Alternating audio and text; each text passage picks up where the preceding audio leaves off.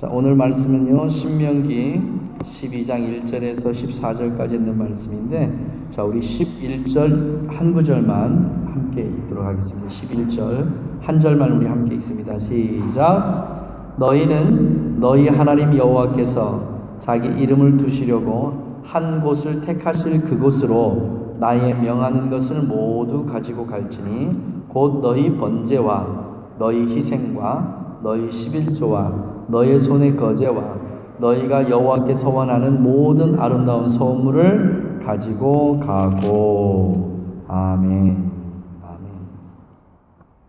아멘. 우리가 지금 계속해서 하나님께서 특별하게 구별하신 구별이 무엇인가를 우리가 보고 있습니다. 그래서 오늘은 그 장소를 기억해서 하나님 앞에 드려라 라는 제목으로 우리가 함께 말씀 듣습니다. 자, 첫 번째가 뭐였죠? 그 날을 기억하여 하나님 앞에 거룩하게 드리라. 그 날을 기억하라. 그 날이 어떤 날이었죠? 안식하는 날. 자, 안식일은 무슨 날? 쉬는 날. 그냥 편안하게 쉬는 날. 그 날을 기억해라. 그 기억한 그 날은 누구를 위한 날? 우리 자신들을 위한 날이기도 합니다. 그러니까 그 날을 기억해라. 두 번째, 그 재물을 기억해서 드려라. 그 재물이 어떤 재물이죠? 열의 하나, 11조는 반드시 하나님 것이니까 하나님 앞에 구별해서, 특별하게 구별해서 드려라 라고 그렇게 지난주에 들었습니다. 자, 우리 성경 한 구절 미리 보고 넘어갑니다. 레위기 27장. 레위기 27장. 레위기 20절 맨 마지막 장입니다. 레위기의 맨 마지막 장 27장. 자, 30절서부터 33절까지. 30절부터 33절까지 읽습니다. 시작. 땅의 10분 1, 곧 땅의 곡식이나 나무의 과실이나 그 10분의 1은 여호와의 것이니 여호와께 성물이라. 사람이 그 10분 1을 속하려면 그것에 5분의 1을 더할 것이요 소나 양의 10분 1을 막대기 아래로 통과하는 것의 열째마다 여호와의 거룩한 곳이 되리니 그 우열을 교개하거나 바꾸거나 하지 말라. 바꾸면 둘 다 거룩하니 속하지 못하리라. 아멘. 이 말씀이 무슨 말씀이냐면요, 이런 겁니다. 레위기 1장에 보면 하나님께서 하나님 앞에 드려야 될 특별한 제물들, 특별한 제사의 제물입니다. 그러니까 양이죠, 양. 양은 어디서 기르게 되냐면 자기 집에서 길러요. 자기 집에서 그걸 길렀던 그 양을 6월절이나 초막절이나 이런 때가 되면 그 양을 가지고 어디로 올라가요? 예루살렘으로 올라갑니다. 예루살렘으로 올라가서 예루살렘에 도착을 해서 그 양을 하나님 앞에 제물로 드리려고 제사장한테 딱 갖다 주면 제사장이 그 양에 흠이 있는지 없는지, 상처가 났는지 안 났는지 이거를 전부 조사합니다. 그래서 만약에 상처가 나면 이거 빠꾸예요. 그럼 또 어디로 가야 돼요? 또 집으로 가야 되는 거예요. 또 집으로 가서 다시 또 그 중에서 괜찮은 양 한 마리를 또 잡아서 또 올라와야 돼요. 그러니까 이런 것을 막기 위해서 제사장들이 예루살렘 성 주변에 양을 치기 시작합니다. 이게 이제 예수님께서 오셨을 때 그 제사장들과 그 교회의 성전에서 일하는 사람들이 서로 협작해서 이걸 그냥 양값을 막 부풀려서 그렇게 팔았던 그게 예수님이 책망하셨던 부분이긴 한데 어쨌든지 간에 그만큼 하나님 앞에 드려야 될 그 양은, 제물은 처음 태어나면서부터 그렇게 구별해서 특별하게 길러서 특별하게 가지고 갑니다. 신기하죠? 우리가 생각했던 것처럼 그냥 뭐 아무거나 가지고 가는 게 아니고요.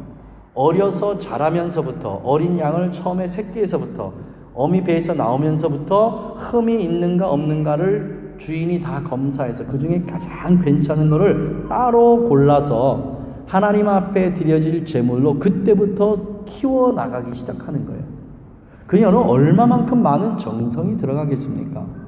우리가 생각하는 것처럼 이스라엘 사람들이 그렇게 생각 없이 하나님 앞에 제물로 드리는 그런 사람들이 아니었다는 겁니다.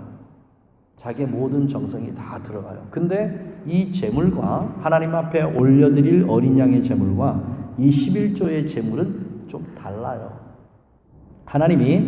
하나님께서 직접 받으시는 제물은 흠이 있거나 뭐가 좀 상처가 있거나 이런 건 받지 않으십니다. 그런데 11조는 그하고 좀 달라요. 다시 한번 볼까요? 자, 32절 봅니다. 소나 양인의 10분의 1을 막대기 아래로 통과하는 것의 10제마다, 그러니까 막대기를 딱 대고 10번째 통과하는 건 그냥 잡아서 빼면 돼요.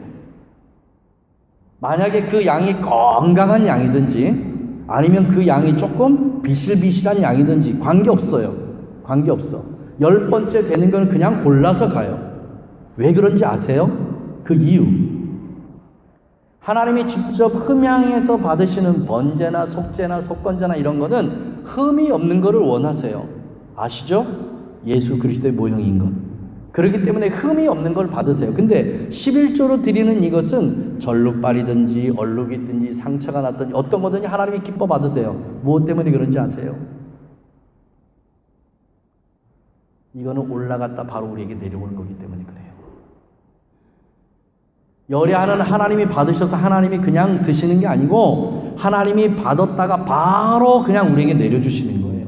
그렇기 때문에 11조의 의미는 정확하게 얘기하면 우리 자신들을 위한 것이다 라고 보시면 돼요. 어떤 것이든지 하나님께서 그걸 골라내지 말고 그냥 드려라. 그런데 욕심이 생기잖아요. 이렇게 양을 이렇게 10번째 딱 찍었는데 그 10번째를 찍었는데 그게 너무 양이 튼실하고 건강해요. 그래서 요 녀석을 빼고 다른 녀석을 10번째 집어넣고 그리고 얘를 11번째로 집어넣었어. 건강한 거니까. 얘가 괜찮아 보이니까. 그러니까 그 다음에 하나님이 뭐라고 그래요? 우열을 교개하거나 바꾸지나 하지 말라는 거예요.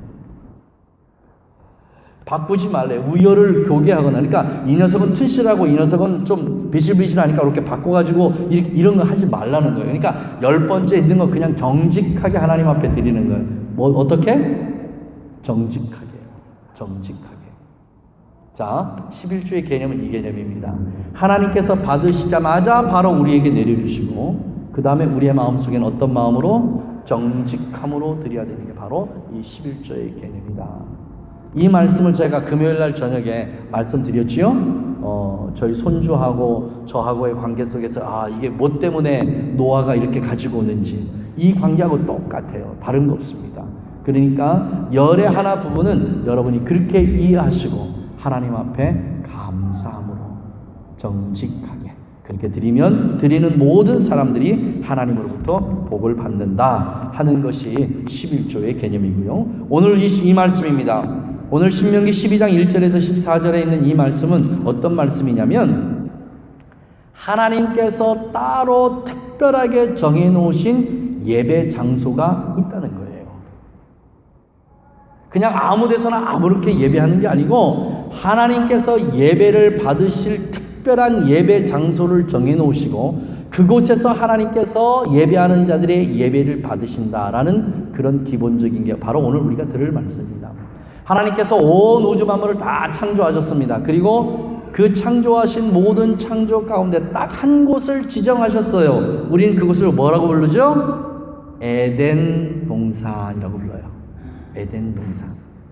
에덴 동산이 뭘 했던 곳이라고 여러분 생각하세요? 에덴 동산이 뭐 했던 곳?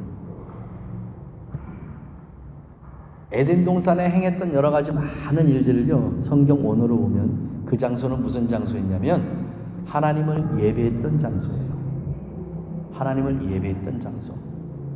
하나님은 천지를 만드시고 제일 처음에 하신 일이 뭐냐면 이 땅에 사람을 보내실 텐데 사람을 보내서 사람이 특별하게 나를 예배할 예배의 장소를 하나님이 임의로 특별하게 정해놓으셨어요. 그것을 우리는 뭐로 부르냐면 에덴 동산이라 불러요. 에덴이 뭐죠?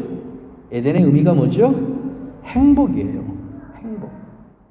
그러면 사람들이 언제 제일 행복합니까? 예배할 때 가장 행복한 거예요. 예배가 예배로 풀어질 때가 사람이 가장 큰 행복을 느끼는 시간이 바로 예배입니다. 아담이 그 에덴 동산에서 살아갈 때 어느 시간이 가장 행복했냐면요, 하와와 함께 하나님을 예배할 때, 그때가 가장 행복한 시간이었어요. 그러니까 하나님은 이 땅 온 우주를 창조하시고 제일 먼저 특별하게 이곳은 뭐하는 곳이야 라고 특별하게 장소를 지정해서 사람들에게 주셨는데 그 특별한 지정 장소가 무슨 장소였다? 예배하는 장소였다. 그 예배하는 그 예배 장소를 사람이 사단에게 속아서 그 예배하는 장소를 빼앗겨 버렸어요. 그 다음에 하나님은 그 예배하는 그 장소를 다시 새롭게 지정하십니다. 그래서 그 지정하신 장소를 어느 쪽으로 지정하셨냐면 이게 바로 출애굽이에요. 하나님께서 모세를 부르십니다. 모세야, 예 하고 모세를 불러서 모세에게 이렇게 말씀하시죠. 너는 너의 민족에게 가서 내가 너의 민족을 구원해내리라. 그러니까 너는 이걸 얘기해라. 그때 모세가 사장에 보면 이렇게 하나님에게 질문합니다. 하나님, 내가 뜬금없이 가가지고 이스라엘 백성들에게 하나님께 너희를 구원하신단다라고 얘기하면 이 사람들이 어떻게 저를 믿겠어요? 그냥 40년 동안 양치기 하던 양치기가 와가지고 이렇게 얘기하는데 그 사람들이 어떻게 저를 믿겠어요? 라고 얘기해요. 그때 하나님께서 모세에게 이렇게 답하십니다. 내가 너에게 증거를 줄 텐데 그 증거가 뭐냐면 너희들이 애굽에서 나와서 이곳에서 나에게 예배하리라 라고 말씀하십니다. 예배하리라. 그러면 하나님께서 이스라엘 백성들을 출애굽시키신 가장 첫 번째 목적이 뭐죠? 그들로 하여금 예배하는 백성을 삼으시기 위해서예요. 예배하는 백성이에요. 하나님께서 그들에게 예배를 받으시기 위해서 애굽에 있는 당신의 백성들을 빼내어서 다시 시내산 앞에다 갖다 놓으시고 그곳에서 하나님께서 예배를 가르치기 시작합니다. 이게 모세가 시내산에 올라가서 하나님으로부터 받아내놓은 성막 도형이에요. 하나님이 임재하실 그 임재 장소는 어떻게 만들어야 되는지, 무엇으로 만들어야 되는지, 이곳을 어떻게 구별을 해야 되는지 이 전체적인 걸 전부 다 모세가 일일이 말한 것이 아니고 예배를 받으실 하나님께서 직접 모세에게 말씀하신 말씀이에요. 하나님은 사람들이 준비하고 사람들이 제단한 예배를 받으시길 원하지 않으시는 분입니다. 하나님은 하나님께서 준비하시고 하나님께서 계획하신 하나님께서 예배하신 방법대로 예배하는 그 예배를 받으시길 원하시는 분이 하나님이세요. 그래서 예배는 우리가 생각하는 대로 드려서는 안 된다는 거예요. 하나님께서 이 예배를 어떠면 이 예배를 받으실 수 있으실까? 하나님은 예배를 어떤 예배를 받으시길 원하시는지 이 예배를 정말 세밀하게 현미경으로 관찰하듯이 그렇게 관찰하지 않고는 우리가 드리는 예배가 죄송합니다. 예배가 아닐 수도 있어요. 그만큼 예배가 굉장히 어떻게 보면 어렵고요. 어떻게 보면 쉽기도 합니다.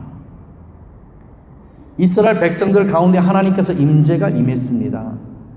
임재는 거룩한 곳이에요. 하나님께서 구별하신 특별한 장소, 기억하여 그 장소를 드리는 장소가 어떤 장소냐면 하나님의 임재하신 그 장소가 예배를 드려야 될 특별한 장소입니다. 이곳에 지금 우리가 교회라는 곳에 와서 하나님 앞에 예배를 드리는데 이곳이 하나님의 임재하심이 없는 예배라면 여러분 이건 예배가 아니에요.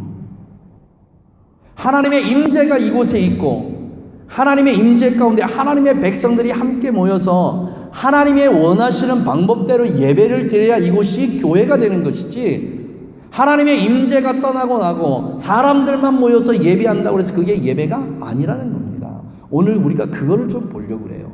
어떤 게 진짜 하나님께서 받으시는 예배인가? 어떻게 하나님 앞에 예배를 드려야 하나님께서 원하시는 예배가 되는가?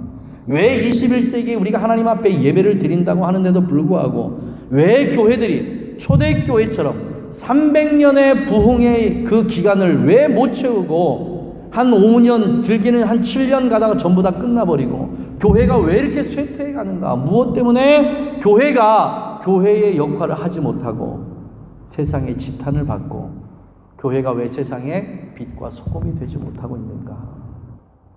우리는 어떻게 하면 이것을 회복해서 교회가 교회 역할을 하게끔 만들어낼 수 있겠는가? 우리가 오늘 이 말씀을 한번 보려고 해요.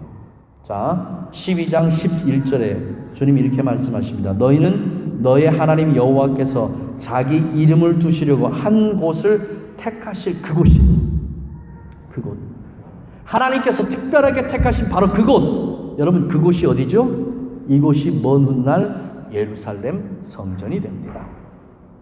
지금은 이스라엘 백성들이 그곳이 어딘지를 몰라요. 그렇기 때문에 하나님께서 그들에게 내가 임재한 곳에 특별한 것을 가르치시기 위해서 성막에서 하나님의 영광으로 그들 가운데 임재하신 모습을 이스라엘 백성들은 40년 동안 이것을 보고 광야 생활을 하게 됩니다. 그리고 나서 하나님께서 다윗을 통해서 다윗의 마음을 감동하셔서 하나님께서 영구히 지내실 장소 한 곳에 성전을 만들길 원하는데 그 성전이 우리가 알고 있는 솔로몬의 성전이에요. 솔로몬의 성전. 이스라엘 백성들과 함께 움직이셨던 그 성막 성전은 무엇을 우리에게 말씀하고 계시는 걸까요? 이스라엘 백성들의 거룩함이에요. 구별함이에요.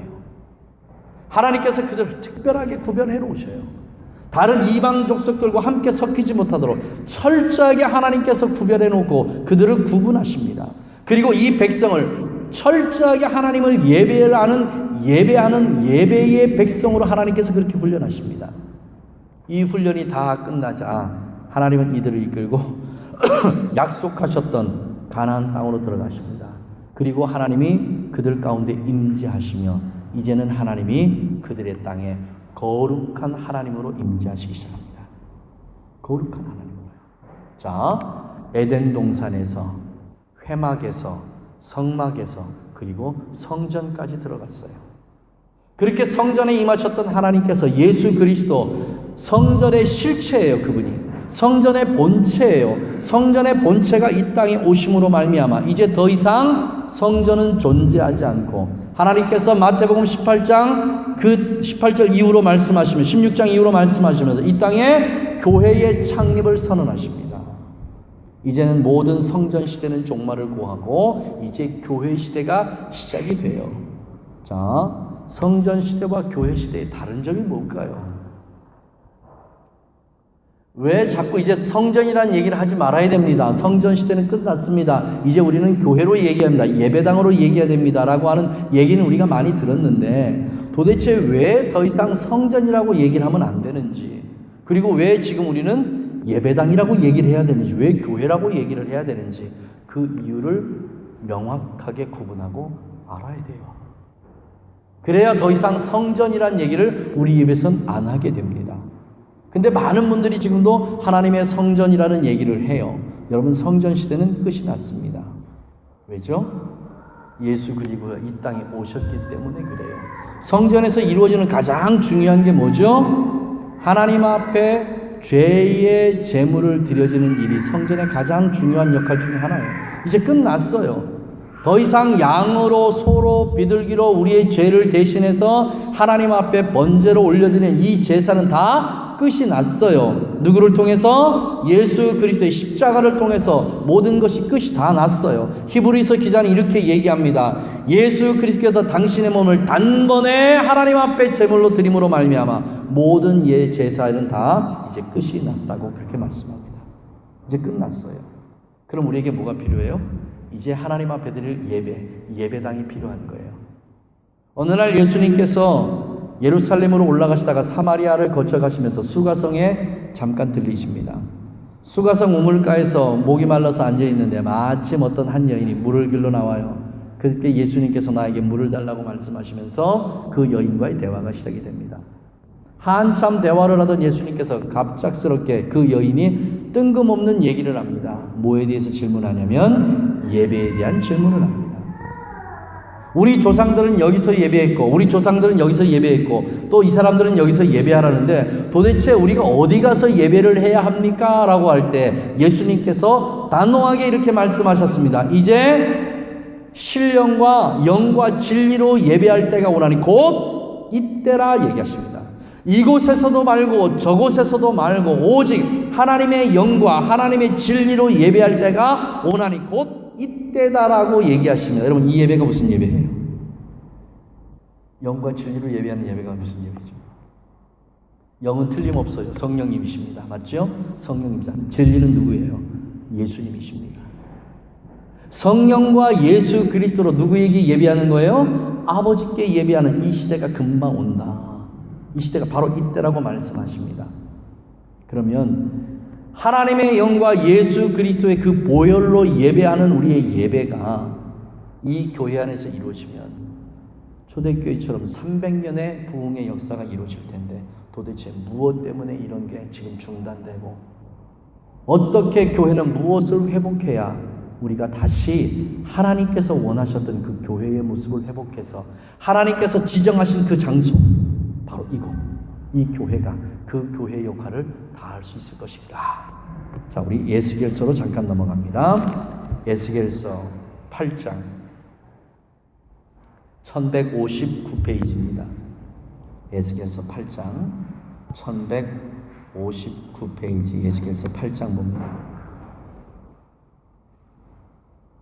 자, 8장 3절부터 보겠습니다. 그가 손 같은 것을 펴서 내 머리털 한숨을 잡으며 주의 신이 나를 들어 천지 사이로 올리시고 하나님의 이상 가운데 나를 이끌어 예루살렘으로 가서, 자, 이게 무슨 얘기냐면 지금 바벨론으로 포로로 잡혀가 있는 에스겔을 주의 영이 그냥 머리를 이렇게 푹 붙잡아서 어디로 지금 데리고 가시는 거냐면 예루살렘 성전으로 지금 데리고 가시는 장면이에요. 에스겔을 번쩍 들어서 바벨론에 있는 에스겔을 번쩍 들어서 지금 단숨에 예루살렘 성전으로 이 에스겔을 데리고 가시는데 무엇 때문에 데리고 가시냐면 왜 이스라엘이 멸망할 수밖에 없었는가 그 이유를 설명하시기 위해서 데리고 갑니다. 왜 이스라엘이 이방의 포로로 잡혀갈 수밖에 없었는가 그 이유를 설명하시기 위해서 하나님께서 에스겔을 데리고 예루살렘 성전으로 가십니다. 자, 이끌어 예루살렘으로 가서 안뜰로 들어가는 북향문에 이르니 거기는 투기의 우상 곧 투기를 격발케 하는 우상의 자리가 있는 곳이라. 예루살렘 어느 쪽이에요? 북향한 그곳에. 자, 예루살렘에 우상이 있어야 되나요?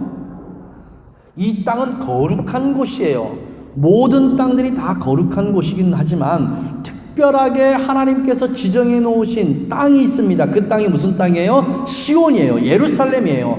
모든 땅들이 다 거룩하지만 이 땅은 특별하게 거룩한 땅이에요. 왜 이 땅이 더 거룩하죠? 하나님의 영광이 임재하는 예루살렘 성전이 있기 때문에 이 땅은 그 어떤 땅보다 더 거룩한 땅이에요. 이 땅이요. 이 땅 예시필드가 하나님의 거룩한 땅이에요. 왜? 하나님이 안 계시는 곳이 없으니까 이 땅 모두가 거룩한 땅이에요. 하지만 하나님이 정말 거룩하게 보시는 한 곳이 있어요. 그곳이 어디죠? 바로 이 교회예요. 왜요? 하나님의 영광이 임재하는 곳이기 때문에 그래요. 교회가 왜 거룩한 곳이냐? 하나님의 영광이 이 안에 머물기 때문에 거룩한 곳이에요. 수없이 많은 떨기나무들이 있었어요. 하지만 그 중에 딱 하나의 떨기나무, 그 떨기나무가 굉장히 특별했어요. 무엇 때문에 특별합니까? 하나님의 임재가 그 떨기나무에 있기 때문에 그 떨기나무 하나가 특별했던 거예요. 세상에는 모든 산들이 다 하나님의 산들입니다. 하지만 특별한 한 산이 있었어요. 그곳이 신의 산이에요. 왜요? 하나님의 영광의 임재가 그 산에 있었기 때문에 그 산이 특별한 곳이 되었던 거예요. 마찬가지예요. 마찬가지예요. 모든 지역이 다 하나님의 임재가 있는 곳이지만 특별하게 하나님의 영광이 머무는 예루살렘, 그곳을 하나님이 더 특별하게 보신 거예요. 지금 그 말씀 계속해서 이어나갑니다. 4절 봅니다. 이스라엘 하나님의 영광이 거기 있는데 내가 들어서 보던 이상과 같더라. 맞습니까? 하나님의 영광이 어디에 머물러요? 임재가? 하나님의 영광 임재가 예루살렘에 머물러 있어요. 이거를 지금 에스겔이 보는 거예요. 그런데 자, 6절 말씀 봅니다. 내가 또 내게 이르되 인자야 이스라엘 족속에 행하는 일을 보느냐? 그들이 여기서 크게 가증한 일을 행하여 나로 내 성소를 멀리 떠나게 하였느니라. 지금 예루살렘 성전에 하나님이 계세요? 안 계세요? 안 계세요. 안 계신다. 우리 아마 3주 전인가 3주 전인가 2주 전에 이 말씀 아마 들었을 거예요.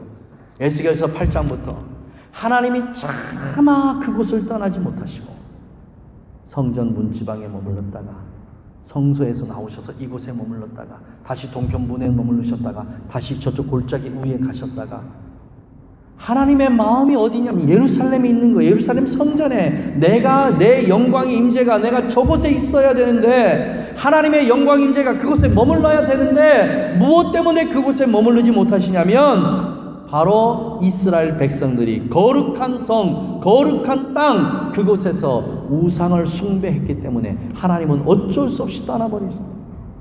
어쩔 수 없이 그곳을 떠나셔야 된다는 그 안타까움을 지금 말씀하고 계시는 거예요. 인자야 예스게라 아느냐? 내 영광이 임재하는 예루살렘 성전에서 나는 떠나고 싶지 않아. 하지만 내가 떠날 수밖에 없는 이유가 뭔지 아니? 너희 백성들의 우상 숭배 때문이야 라고 말씀하세요. 자, 다시 볼까요? 10절 말씀입니다. 내가 들어가서 보니 각양 곤충 가증한 짐승 이스라엘 족속의 모든 우상을 그 사면벽에 그렸고, 이 모든 벽에다가 뭐를 그려놓은 거예요? 수없이 많은 우상들을 그려놓은 거예요. 그리고 그곳에서 뭘 하냐면 이스라엘 족속의 장로 중 70인이 그 앞에 섰으며 사반의 아들 아느샤나도 그 가운데 섰고 각기 손에 향로를 들었는데 그 향연이 구름같이 오르더라. 그 그림의 벽 앞에서 지금 뭐 하고 있는 거예요? 예배하고 있는 거예요. 이런 곳에 하나님 임재 안 하고 계신다.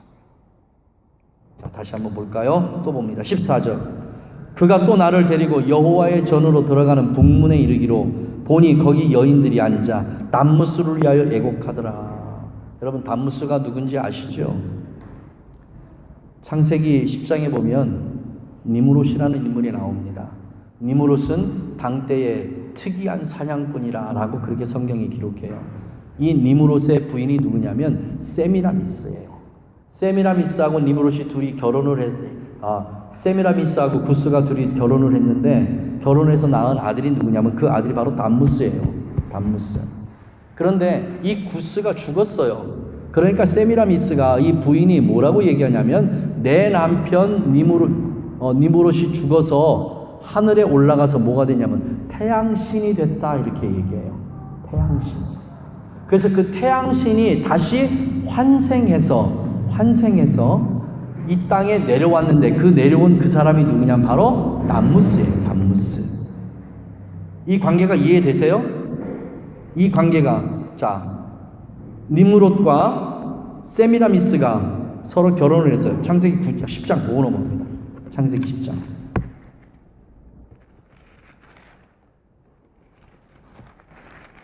창세기 10장 우리 함께 찾습니다.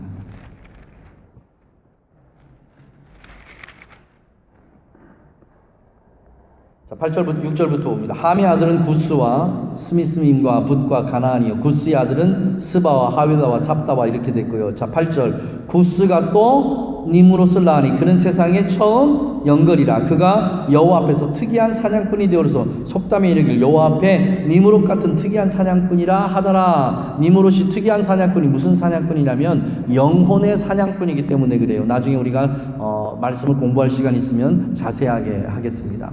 그래서 이 니므롯이 세미라미스와 결혼을 하는데 결혼을 해서 낳은 아들이 누구예요? 단무스예요. 단무스는 누구의 환생이라고요? 니므롯의 환생이에요. 왜? 이게 태양신이 됐으니까. 그러니까 결국에는 단무스를 위하여 애곡하는 이 애곡이 누구를 위해서 애곡하는 거예요? 태양신을 바라보면서 애곡하는 애곡이에요. 놀라워요, 여러분. 정말 놀라워요. 콘스탄틴 대제가 어느 날 저녁에 꿈을 꿉니다. 그 꿈을 꾸는데 자기의 꿈속에서 뭐가 나타나죠? 태양이 나타나요. 태양이요. 그 태양이 나타나는데 그 태양이 나에게 뭘 주냐면 십자가 깃발 같은 걸 하나를 줘요. 그래서 그걸 붙잡아요. 그리고 나서 콘스탄틴 대제가 기독교를 로마의 국교로 인정하게 돼요. 너무 안타까워요. 모든 신학자들과 목사님들이 이걸 다 알아요. 콘스탄틴 대제가 믿었던 건 예수가 아니에요. 그가 봤던 거는 태양신이에요. 태양신. 이게 바로 4세기 이후에 일어난 일입니다. 그때부터 초대교회 300년의 부흥의 역사는 끝나기 시작해요. 이 콘스탄틴 때문이에요. 그런데 교회의 역사는 지금도 콘스탄틴을 로마에서 기독교를 공인한 대단한 사람처럼 그렇게 얘기를 해요. 썬데이가 왜 썬데이인데요? 태양신의 날이 썬데이예요. 괜한 썬데이가 아니라고요. 그때부터 모든 유대인들이 함께 초대교회 교인들이 지켰던 안식일이 사라져버리고 없어져버린 거예요. 그리고 썬데이, 태양신에게 함께 예배하고 태양신을 함께 즐거워하는 날이 바로 오늘이 된 거예요. 달라요. 의미가 달라져요. 여기에서 끝나지 않아요. 바벨론 제국이 그대로 이걸 다 이어받아요. 여기서 끝나지 않아요. 로마 제국이 이걸 그대로 다 이어받아요. 세계의 모든 역사 가운데 사단이 부려놓은 모든 계략들이 얼마나 심장 떨리게 그렇게 이어지는지 몰라요. 여기서 끝나지 않는다 그 말이에요. 담무스를 위해서 예곡하는 이 일이 여기서 끝나지 않아요. 자, 그 16절 아래 16절 봅니다.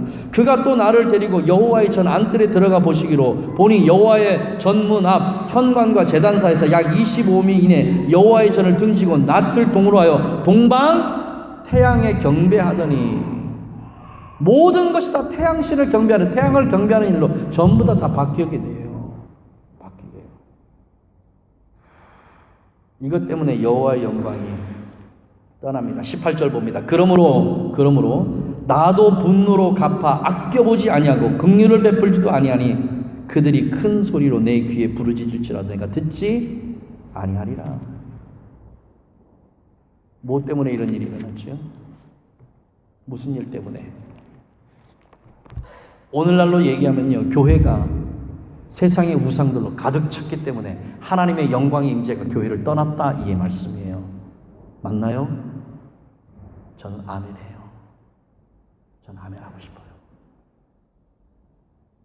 정말 현미경으로 세밀하게 살피듯이 우리 교회도 그렇게 살펴봤으면 좋겠어요.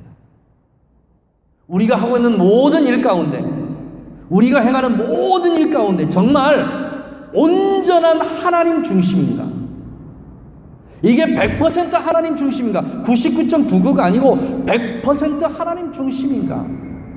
우리 교회에서 예배하는 이게 정말 100% 하나님 한 분만을 위한 예배인가? 내가 신앙생활하는 모든 것이 정말 100% 하나님을 향한 것인가? 내가 하나님 앞에 찬양을 드리고 내가 말씀을 읽고 기도하고 이 모든 것들이 정말 하나님을 향한 100% 순도 100%인가? 아니면 여기에 조금이라도 내 욕심이 들어가 있는가? 여러분, 이거 구분을 해내야 돼요. 왜 오늘 교회들이 세상으로부터 손가락질 당하고 왜 세상이 짓밟히게 되나요? 소금이 그 맛을 잃으면 안 된다고 주님 분명하게 말씀하셨어요. 너희는 세상의 빛과 소금이라.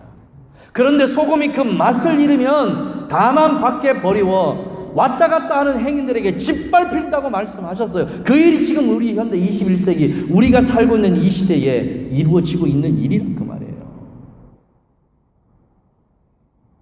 많은 신앙의 사람들이, 믿음의 사람들이 믿지 않는 세상 사람도 손가락질 당하잖아요. 짓밟히잖아요. 짓밟혀요. 무엇 때문에요?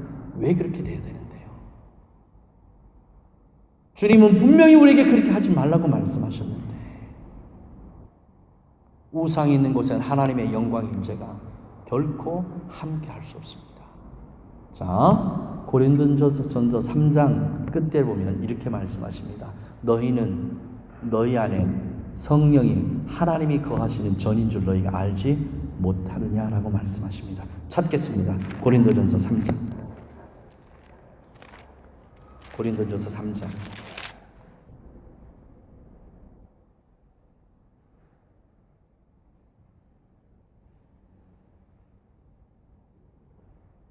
(23절) 우리 마지막 절 한 절만 보겠습니다. 있습니다. 시작. 너희는 그리스도의 것이요 그리스도는 하나님의 것이에요. 너희는 누구의 것이다? 그리스도의 것이에요. 우리는 우리 것이 아니라입니다. 우리는 누구의 것이에요? 예수님의 것이에요. 왜요? 예수님이 피값을 주고 우리를 사셨어요.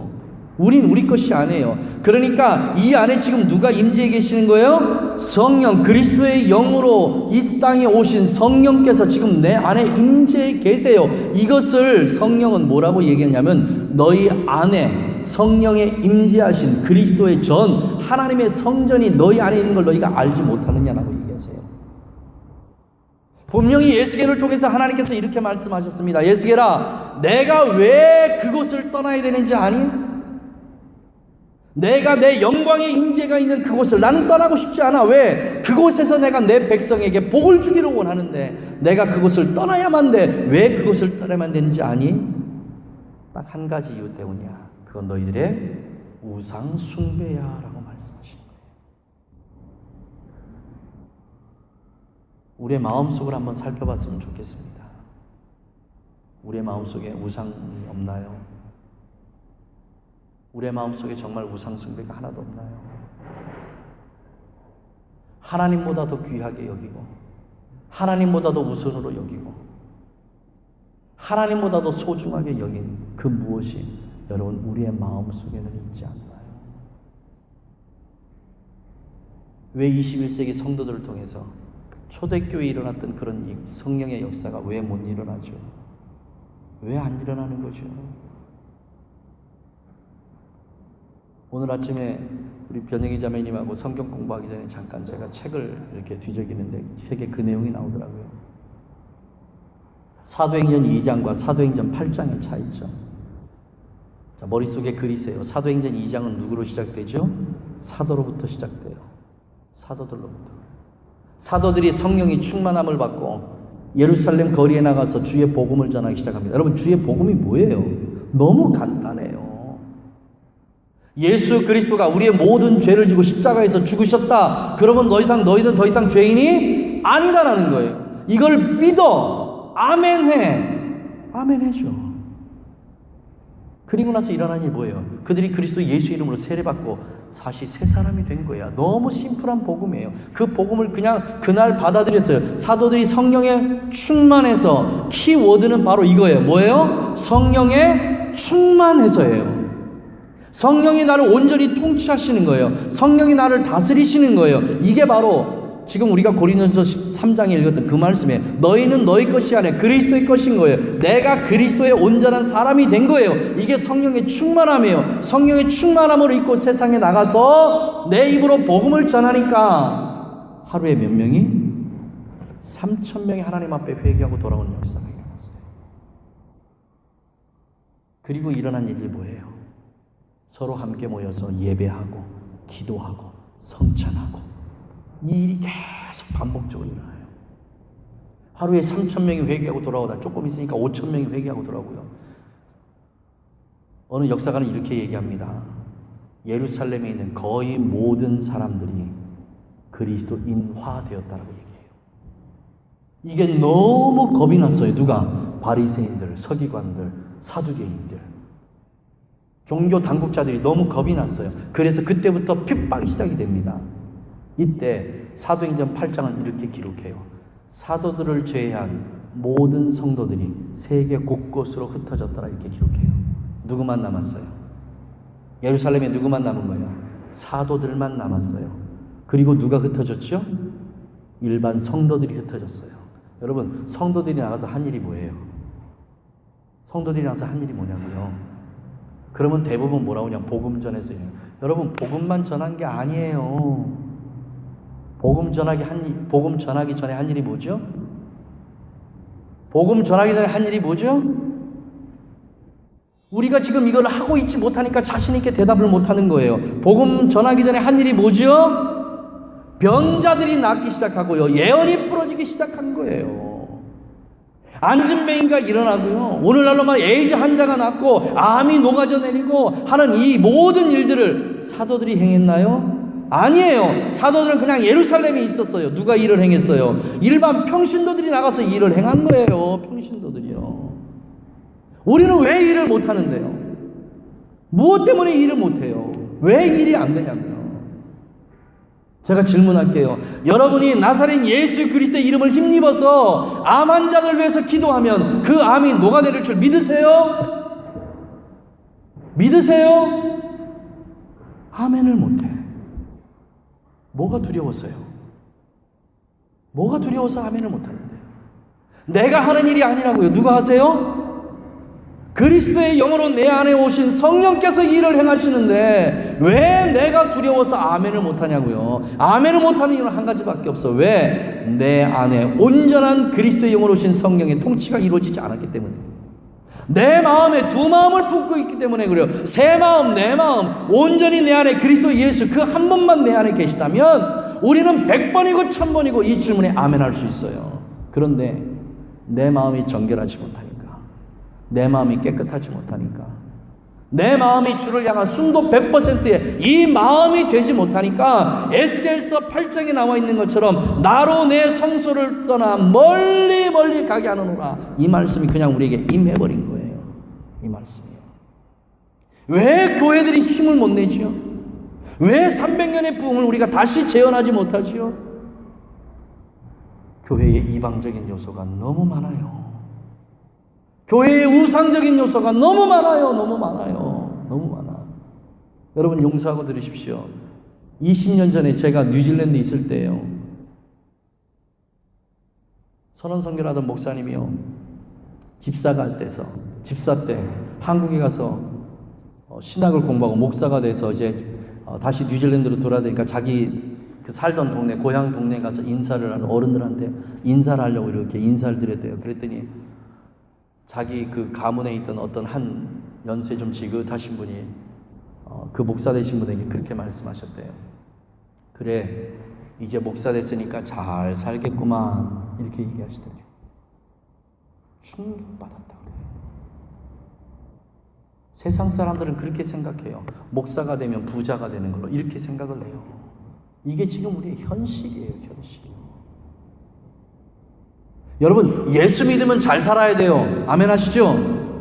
아멘 하시죠? 이것까지 또 아멘 안 하면 안 됩니다. 예수 믿으면 잘 살아야 됩니다. 아멘 하시죠? 부자 되라는 얘기 안 했어요. 예수 믿으면 잘 살아야 됩니다. 아멘 하시죠? 잘 살면 부자 되지요?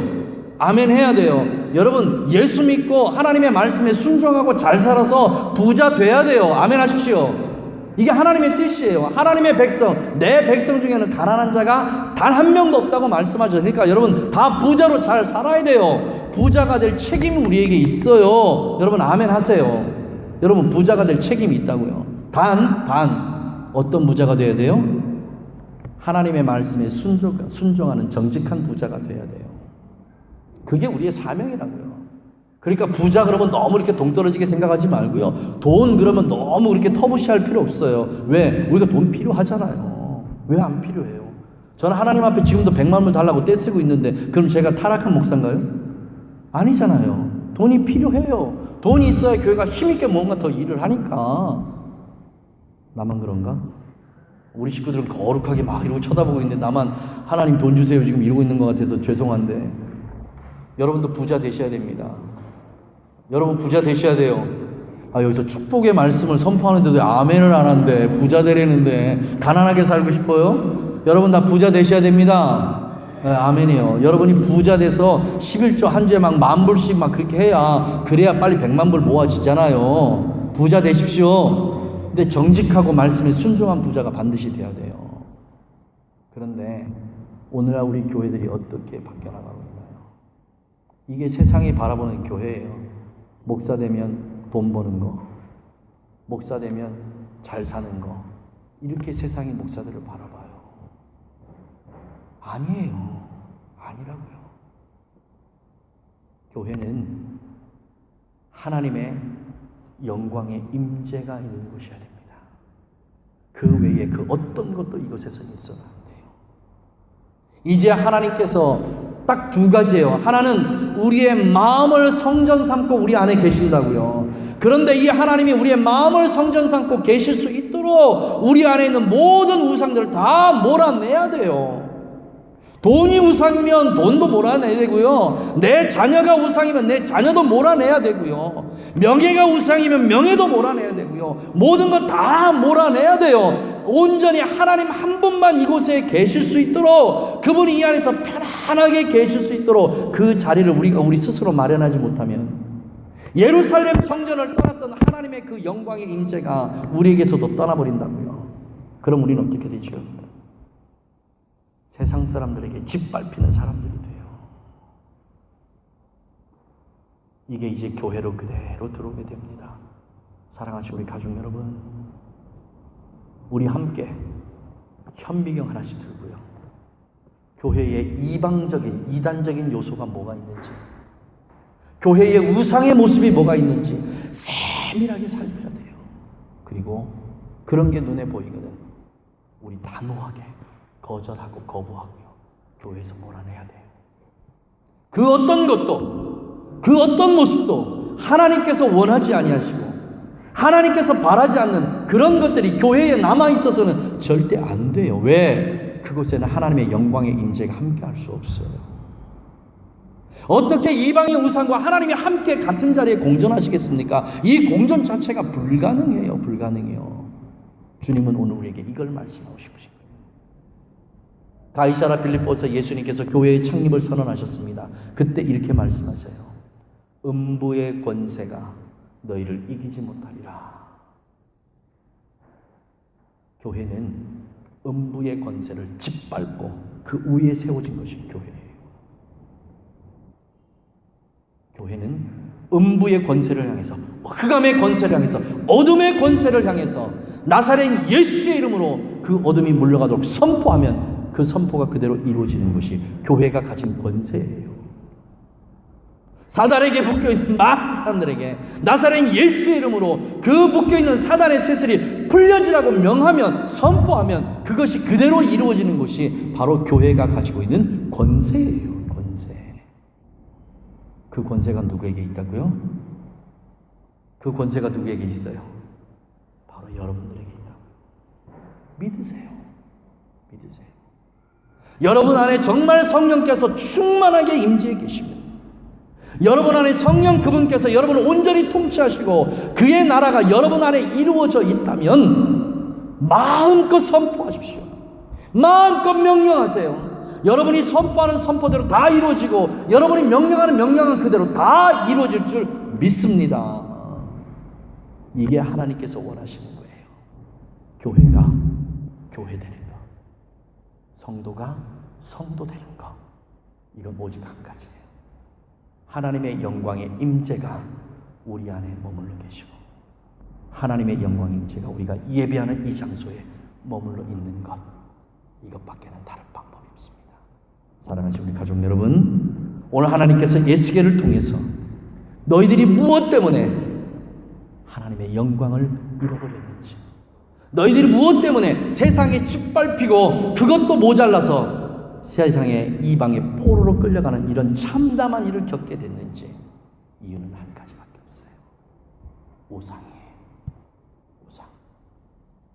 오늘 여러분 집에 가시거든 우리 가정도 세밀하게 살피시고 내 자신도 세밀하게 살피고 우리 모두 세밀하게 살펴보고 어느 것 하나라도 우상적인 요소가 우리 집안에 있거든 당장 버리시고, 내 마음속에 우상적인 요소가 있거든 당장 처분해버리는, 그리고 우리 교회도 이방적인 무엇이 있다면 당장 끊어버리는 그런 결단이 우리에게 있기를 주님의 이름으로 축복합니다. 교회는 복받는 곳이 되어야 됩니다. 우리 성도들은 복받는 하나님의 사람이 되어야 돼요. 하나님의 영광의 임재가 이 교회 위에, 그리고 여러분 자신, 그리고 여러분의 가정 속에 그렇게 있기를 주님의 이름으로 축복합니다. 기도하겠습니다. 성령님 감사합니다. 성령께서 우리 가족을 얼마나 복주기를 원하시는지, 이 교회가 하나님의 은혜와 사랑 가운데 얼마나 복된 교회가 되기를 원하시는지 성령님 이렇게 깊이 있게 말씀해 주셔서 감사합니다. 정말 구합니다. 다시 한번 성령께 간구합니다. 우리 교회에, 내 자신에게, 우리 가정에 우상적인 요소가 있다면 주님 다 쓸어내게 하여 주옵소서. 성령의 불로 다 태워주시옵소서. 지금 이 시간에 우리의 마음속에 있는 우상들을 성령의 불로 다 태워주시옵시고, 우리 가정에 있는 모든 우상들을 성령의 불로 다 태우시고, 우리 교회 안에 들어있는 모든 우상적인 요소들로 성령의 불로 다 태워주셔서 주님 다시는 그것들이 우리 안에 잊지 못하도록 역사하여 주옵소서. 이 일을 위해서 우리가 지금 결단하고 하나님 앞에 기도할 때 이 일이 그대로 우리에게 이루어지는 은혜가 있도록 역사하여 주옵소서. 그렇게 하실 걸 믿고 예수님의 이름으로 축복하고 기도하옵나이다.